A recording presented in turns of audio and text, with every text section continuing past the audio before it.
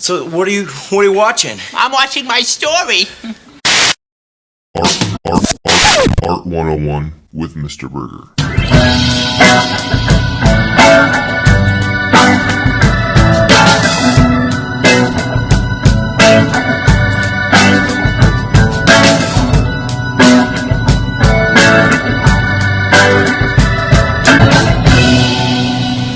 Hey friends, welcome back to another episode of Art 101 with me, Mr. Burgher, professional artist and master educator, attempting to bring you the best in art and historical content. If you like this video, please make sure you give it a like and share and subscribe or some sort of interaction.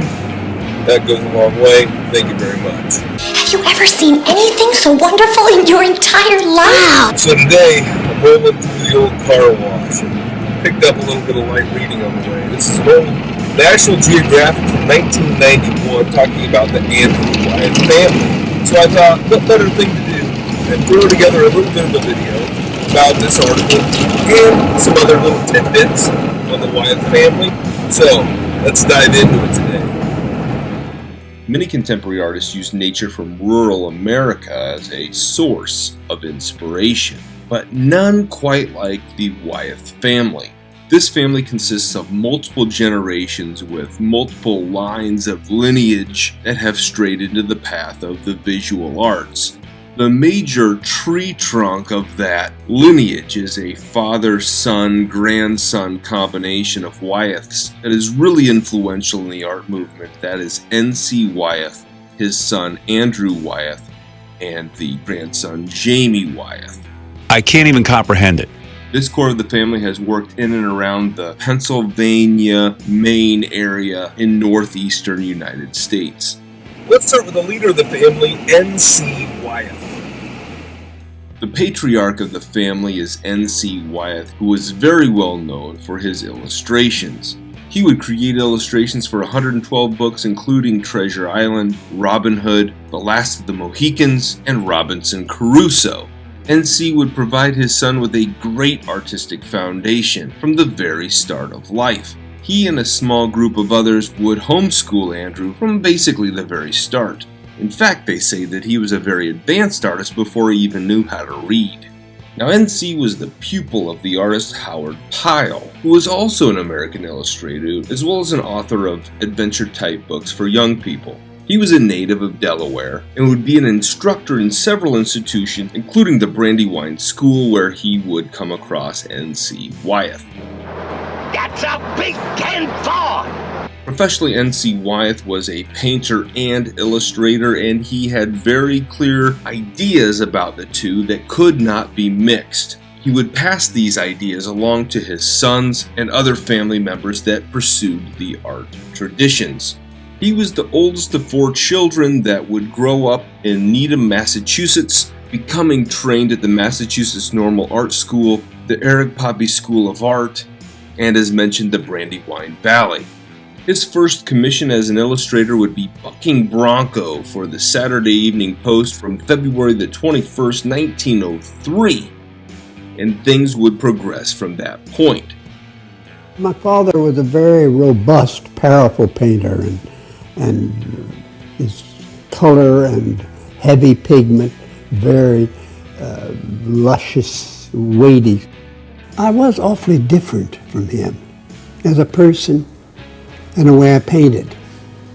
And there was many things about my work that really bothered him. I remember I did a painting of a figure walking across an open field, and nothing but just his figure back to walking away. And he said, "Andy, you've got to do something about that. That doesn't mean anything. You've got to have a gun in his hand. You ought to have a dog beside him, or geese flying in the back." No, I said, I was just interested in the man in the field. In October of 1945, just before his 63rd birthday, N.C. and one of his grandsons was brutally killed when their car got caught up on a train rail and was hit by the said train in his Ford station wagon. There was some speculation at that time of suicide and other things that were going on because there was a lot of backstory to the Wyeth family that really the family did not want to get out. Mind your own business! Here's what is believed to be the accurate story. N.C. Wyeth went out to do his daily chores and run some errands, and one of his grandsons, who was his namesake, also wanted to go. Side note, there is this very unique photograph of the little boy running to get into his grandfather's station wagon just moments before both of them would die. It was a fact that Wyeth had some issues with depression, he had some issues with mental health. He was very depressed about the fact that he wanted to be a fine artist, but was only getting work to do illustrations, and so there was a lot of internal conflict within himself on the work that he was doing, as opposed to the work that he wanted to do. He was also dealing with a lot of the psychological damage suffered through a traumatic childhood because his mother was a bit of a control freak when it came to her kids and the people that were around her, and he kind of had the same sort of effect on the people around him, where he wanted to control the fact that they needed him. He wanted to control the fact that they were always underneath his wing and under his roof, and within his castle he was the absolute ruler, just like his mother was. You're a monster! It also appears that N.C. Wyeth's brother committed suicide in a very bizarre car accident in 1954 after making several attempts at suicide, but this time succeeding. He was in a very stormy marriage because he was a closeted homosexual, and he was very fearful of being outed, so that literally drove him to suicide on some train tracks where he would be hit by a train. That's all I had to say about that. But this family secret centered around his flirtations with his daughter-in-law Caroline, who was a very smart and seductive young girl that was nearly 30 years his junior. At this point in time, N.C. was in his 60s, very obese, had a lot of depression, and was suffering from some cardiovascular issues. His wife of many years was also obese and very ordinary and old, just like he was. At any rate, now Wyeth's son Nate was very preoccupied with other things that were going on in his life and was very distant from his wife. Now he met his wife through his father because his wife was the niece to his father's mentor, Howard Pyle. But moving forward, there was some chatter about suicide and this love child because they believed that N.C. Wyeth's grandson may have actually been his son through an affair that he had with Caroline. We don't really know that for certain. Oh, you're going the right way for a smack bottom, and I don't care who knows it. As a crazy twist, Caroline herself was killed in an automobile accident in 1973 when she was hit head-on by another vehicle. At the time of his death, N.C. Wyeth was working on a very ambitious project, creating some murals depicting the pilgrims at Plymouth Rock, a project that was subsequently finished by his son Andrew and John McCoy, who was a son-in-law married to N.C.'s youngest daughter. He was 62 years of age, respected artist of the time, but beyond that, this was a huge blow to his family. But the traditions and the things that he taught them and instilled in his family would not soon go away. I think that it changed me from just painting pictures into painting a reality with an edge, with a meaning. His death really gave me a meaning to paint. It's a strange thing. I knew he meant a great deal to me, and we had a marvelous time together, and he was terrific. Not just as a father, but as someone to talk to, you know. And I think having him taken away so quickly and abruptly, it really jolted me. And there's quite a change if you look at my work from then on. So let's talk a little bit about Andrew. Andrew Wyeth would be born in Chaddsford, Pennsylvania in 1917. As a boy, he was very sickly and frail, so he would be homeschooled by his father, as I've previously mentioned. But young Andrew was not only influenced by his father, but also Winslow Homer and Albrecht Dürer, among many others. Correct. Now, Andrew never did paint a direct portrait of his father, who tragically died before he could do this, but he did have some paintings of people that were representing his father and even depicted the events of his father's death in his work Winter. As Andrew walked those tracks where his dad had died, he saw a boy, Alan Lynch, running up and over the hill. So just up and over the top of that hill is exactly where his father had died, and he places the boy, the model in this case, Alan Lynch, in the hat that was worn by his nephew who was also killed in that crash. The hill becomes a representation of his father, and the boy represents himself, his freedom and moving forward with life. Throughout his career, his favorite subject matters remained his New England backyard. Realistic and thoughtful pictures of rural American life. The paintings are overwhelmingly dominated by images of rural Maine and Pennsylvania, but in a way they kind of encompass all of what it is to be a New Englander. He would draw some of these out, but his media of choice was tempera and watercolor. It's the first time I've ever let anyone photograph me actually working on something in a movie. So I hope you will use it some way, if they have enough guts to do it. One of his best-known works during his career was Christina's World, even though he kind of saw it as not so great. As I've often said, if I was really good, I could have done the field in Christina's World without her in there. The less you have in a subject, the better the picture is, really. Christina Olson was a neighbor of Andrew, and he would paint her many times.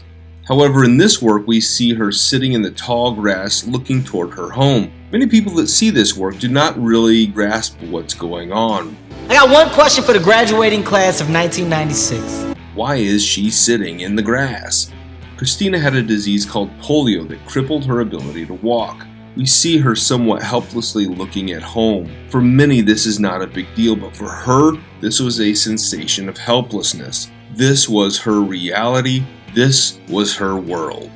My wife Betsy has had a lot to do with the titles of my paintings, and she works at it very hard and tries to get the essence, the real complete quality.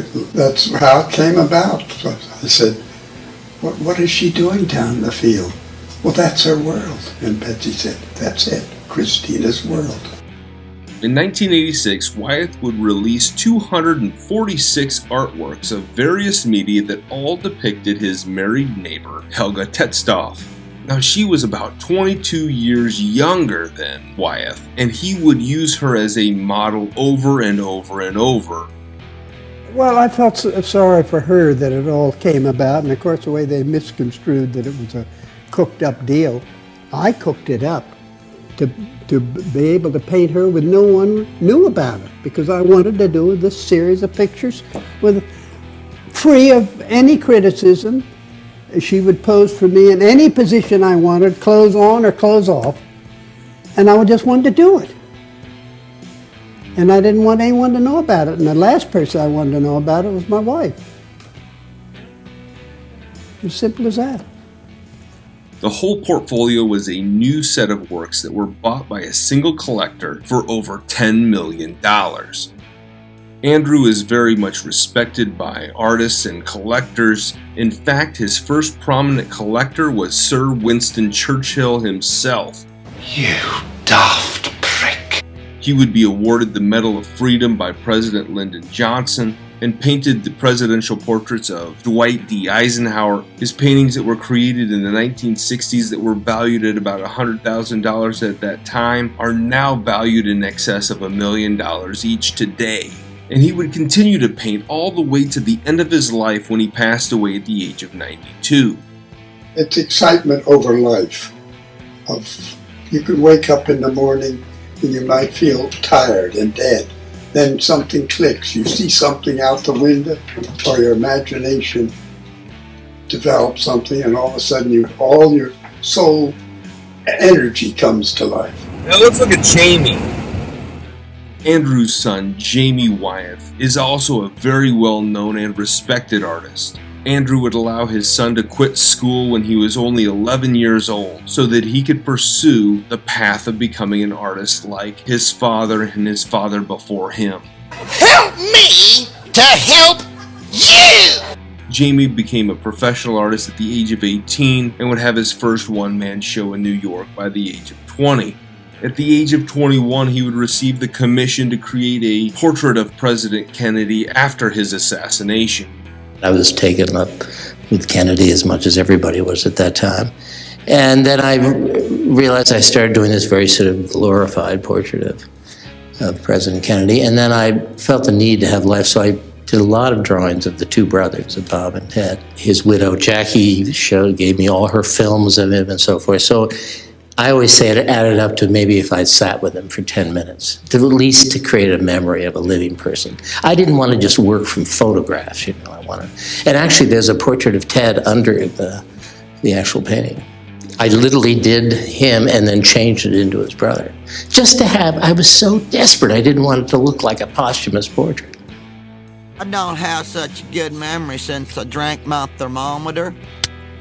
It would be through his Aunt Carolyn Wyeth that he would develop an interest in creating works in oil, while his father would be a very great instructor in the area of watercolor. Now, oil was his grandfather's primary medium, although he also would create in watercolor and tempera like his son, Andrew. Well, I love their work. I mean, as a very young child, of course, my grandfather, who died before I was born, but here was this physically huge studio up the hill from our house, full of costumes and cutlasses and flintlock rifles, all from his props from his illustrations. So it was magical to me. And I always say, then I'd go back to our house and there would be my father painting a dead crow or something. That was kind of boring.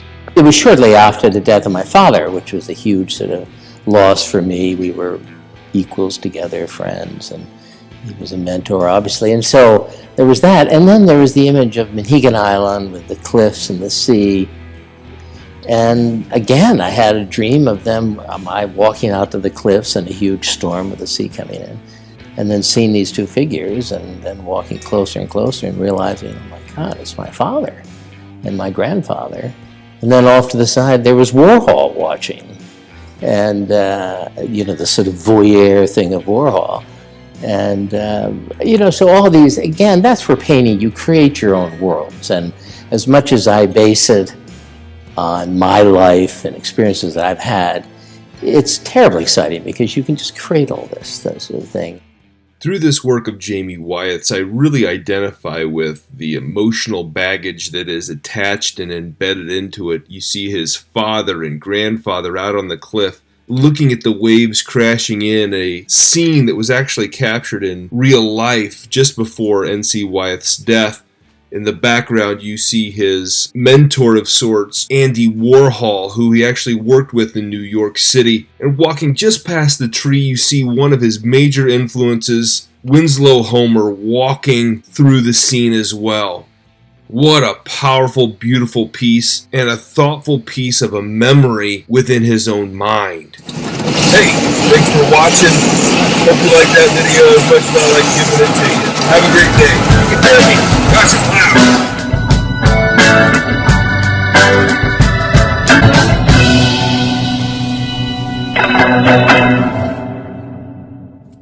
You have to try and study hard, because if you want to be a member of the scuba squad, you have to be smart.